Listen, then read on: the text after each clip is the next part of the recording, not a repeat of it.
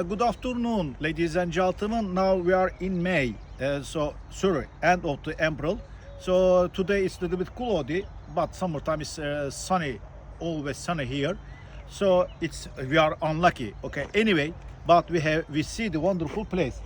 As you see, this is Dove Island. I mean Turkish. If you call Turkish, and Güvercin Ada, it is iconic things.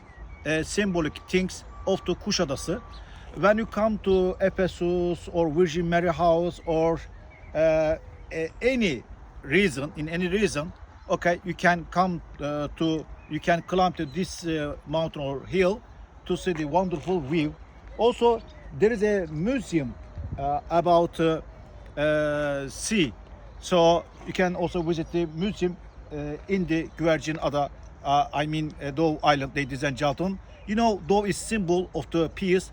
Atatürk, founder of the Turkish Republic, says, okay, peace at home, peace in the world. Thank you.